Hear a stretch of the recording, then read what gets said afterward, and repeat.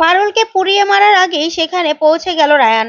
উচিত শিক্ষা দিল তুর্যকে। হ্যাঁ বন্ধুরা, এমনটাই দেখা যাবে। তাই সম্পূর্ণ জানতে ভিডিওটিতে লাইক দিয়ে চ্যানেলটি সাবস্ক্রাইব করে দেখতে থাকুন।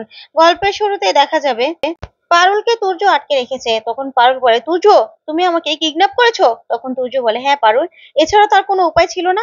তুমি আমার কোনো উপায় রাখোনি। আমি তোমাকে ভালোবাসি, কিন্তু তুমি আমার কথাটা বুঝতে চাইলে না। তখন পারুল বলে, তুর্য, আমি বিবাহিত। বিবাহিত আমি, তুমি কেন বুঝতে চাইছো না? তখন তুর্য বলে, না, এই কথাটা একদম বলবে না পারুল। আমি তোমাকে ভালোবাসি। ওই রায়ান আমার কাছ থেকে সবকিছু কেড়ে নেবে, সেটা তো হতে পারে না। না না, কিছুতেই না। আমি তোমাকে হারাতে পারবো না। দেখো না, এখন থেকে তুমি আর আমি, তুমি আর আমি, আর কেউ আমাদের মাঝখানে আসতে পারবে না। কেউ না। তখন পারুল বলে, না, এটা কিছুতেই হতে পারে না। এই বলে রায়ান বলে চিৎকার করতে থাকে পারুল। তখন তুর্য বলে, একদম চুপ। এই বলে পারুলের মুখটা আবার বন্ধ করে দেয় আর বলে, পারুল, তুমি কিন্তু একদম ঠিক করছো না, ঠিক করছো না তুমি। আমি যদি তোমাকে না পাই না, হয় আমি মরবো, না হলে তোমাকে মেরে ফেলবো। বুঝতে পেরেছো? তাই একদম চুপ করে থাকো। চুপ করে থাকো। ওইদিকে দেখা যাবে রায়ান পাগলের মতো পারুলকে খুঁজতে থাকে, কিন্তু কোথাও পায় না। তারপরে বসুবাড়িতে পুলিশ খবর দিয়ে নিয়ে আসে রায়ান। তখন পুলিশ বলে, আচ্ছা পারুল কোন ড্রেস পরা ছিল? তখন রায়ান বলে, আপনাকে আমি ছবি দেখাচ্ছি। এই বলেই পারুলের ছবি দেখায় আর বলে, এই যে এই রঙের ড্রেস পরা ছিল। তখনই পুলিশ বলে, আচ্ছা আপনার কি কাউকে সন্দেহ করেন? তখনই রায়ান বলে, তুর্য, তুর্যকে আমি সন্দেহ করি। তুর্য এই কাজটা করেছে অফিসার, তুর্য করতে পারে। তখনই পুলিশ অফিসার বলে, তুর্য মানে ওই যে আমরা যাকে হসপিটালে ভর্তি করেছিলাম, ওই তাকে দেখে তো এরকম কিছু মনে হলো না। তখন রায়ান বলে, আমরাও বুঝতে পারিনি, কিন্তু কালকে এখানে এসে যা করেছে, তারপর থেকে আমি শিওর যে ও যা খুশি তাই করতে পারে। তখন পুলিশ অফিসার বলে, কালকে কি হয়েছিল? তখনই রায়ান সবটা খুলে বলে। তারপর দেখা যাবে ছোট কাকি বলে, হ্যাঁ, ওই ছেলে তো ভালোবাসে, ভালোবাসে পারুলকে। তাই ভালোবাসায় অন্ধ হয়ে রায়ানের উপর ছুরি ধরেছিল তো, রায়ানকে ছুরি দিয়ে মারতে চেয়েছিল। তখন মলার বলে, হ্যাঁ অফিসার, ও না একটা সাইকোর মতো, কেমন যেন অদ্ভুত আচরণ করে। তখন পুলিশ অফিসার বলে, আচ্ছা ঠিক আছে, ঠিক আছে, আমরা দেখছি। ব্যাপারটা আপনাদের আরো আগে জানানোর কথা ছিল।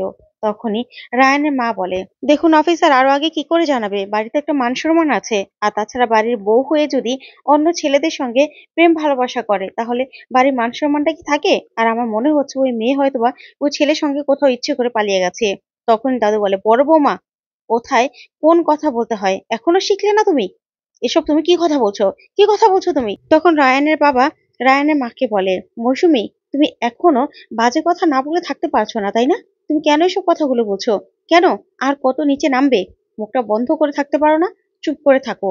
আর একটাও বাজে কথা তুমি বলবে না, একটাও না। তারপর কৌশালী বলে, বড় বৌদি, তুমি যে কি বলো না, তুমি না এখনো মানুষ চিনতে পারোনি, মানুষ চিনতে পারোনি তুমি।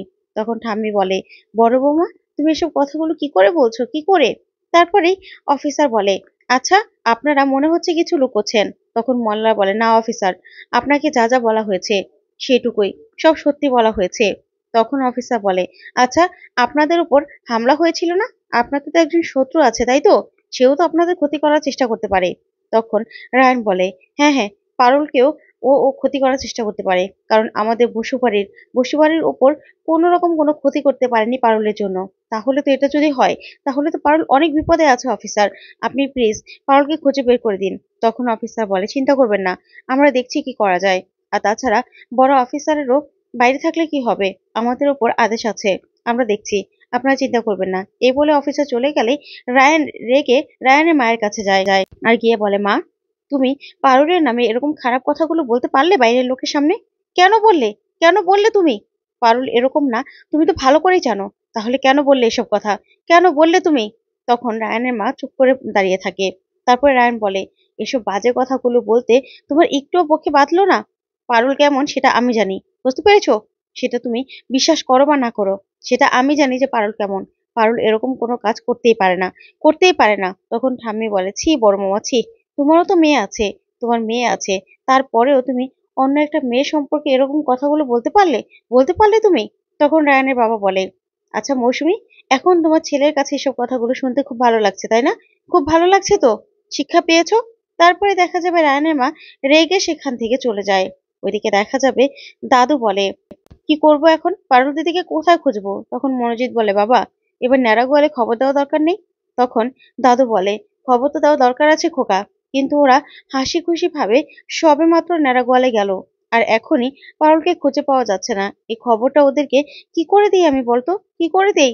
কি করে আমি এই খবরটা ওদেরকে দেব? তখনই রায়ান দাদুর কাছে যায় আর গিয়ে বলে, দাদু তুমি একদম চিন্তা করো না, আমি যে করে হোক পারুলকে খুঁজে বের করবই। পারুল যেখানেই থাকুক না কেন, আমি তোমাকে কথা দিচ্ছি যে পারুলকে আমি খুঁজে বের করব। তখন দাদু রায়ানের কথা শুনে খুব খুশি হয়। ওদিকে দেখা যাবে পারুলকে মুখ বেঁধে ফেলে রেখেছে তুর্য। তারপরে তুর্য পুরো ল্যাবটাকেই মোমবাতি দিয়ে সাজিয়ে নেয়। তারপরে হাতে পিয়ানো নিয়ে দাঁড়িয়ে পড়ে আর বলে, পারুল দেখেছো, এই ঘরটাকেও তোমার জন্য কি সুন্দর করে আমি সাজিয়েছি। তুমি আর আমি আছি, রোমান্টিক একটা মোমেন্ট। আর আমাদের এই মোমেন্টটাকে সেলিব্রেট করতে হবে না? এই যে দেখো, আমি তোমার জন্য কেক এনেছি, তুমি এখন কেক কাটবে আমার সঙ্গে, তুমি আর আমি, আমাদের মাঝে না আর কেউ নেই। তখনই তুজো বলে, ও আচ্ছা, তোমার হাত তো আবার বাঁধা, তুমি কি করে কেকটা কাটবে? আচ্ছা ঠিক আছে, তোমার পায়ের সঙ্গে লাগিয়েই কেকটা কেটে নেই, ঠিক আছে? এই বলে তুজো কেকটা কাটে। তারপরে তুর্য পারুলকে বলে, পারুল তোমার মুখটা একটু খুলে দেবো, হ্যাঁ? একটু চিৎকার করবে না, তুমি চিৎকার করবে না, তোমাকে কেকটা খাওয়াবো আমি। এই বলে মুখটা খুলে দিয়ে পারুলকে কেকটা খাওয়ানোর চেষ্টা করে তুর্য। তখন পারুল বলে, কোনোদিনও না, আমি মরে গেলেও কোনোদিনও তোমাকে আমি ভালোবাসতে পারবো না তুর্য, কোনোদিনও না। এই বলে কেকটা থুতু দিয়ে ফেলে দেয় আর চিৎকার করতে থাকে রায়ান বলে। তখন তুর্য পারুলের মুখটা আবার বন্ধ করে দেয় আর বলে, পারুল তুমি কিন্তু বড্ড বাড়াবাড়ি করছো, বুঝতে পেরেছো? ওই রায়ান, রায়ান কিন্তু তোমাকে কোনোদিনও খুঁজে পাবে না, খুঁজে পাবেই না, বুঝতে পেরেছো? তখনই পারুল মনে মনে বলতে থাকে, এটা কোন জায়গা, কোন জায়গা এটা? পরিত্যক্ত ল্যাব মনে হচ্ছে। তাহলে কি ইউনিভার্সিটি থেকে ও আমাকে বের করেনি কেউ দেখে ফেলবে বলে? তাহলে কি আমি ইউনিভার্সিটিতেই আছি? না না, আমাকে যে করে হোক এখান থেকে বেরোতে হবে, বেরোতে হবে আমাকে। আমার ভাবতেও লজ্জা লাগছে যে ও কিনা আমার বন্ধু ছিল। এই ও কি করে তুর্যকে আমি বন্ধু ভাবলাম। তখন তুর্য নাচ গান করতে থাকে আর পারুল চুপ করে বসে থাকে। ওইদিকে দেখা যাবে রায়ান খুবই টেনশন করতে থাকে। তখন রায়ানের মা রায়ানের জন্য খাবার নিয়ে যায় আর বলে, রায়ান তুই কেন ভাবছিস বলতো ওই মেয়েটার জন্য? আর ওই মেয়েটা কি করছে না করছে সেটা তোর দরকার নেই। তখন রায়ান বলে, মা তুমি এখনো এইসব কথাগুলো বলছো? তোমার খারাপ লাগছে না? পারুল আজ পর্যন্ত আমাদের পরিবারের জন্য কি না করেছে বলো তো?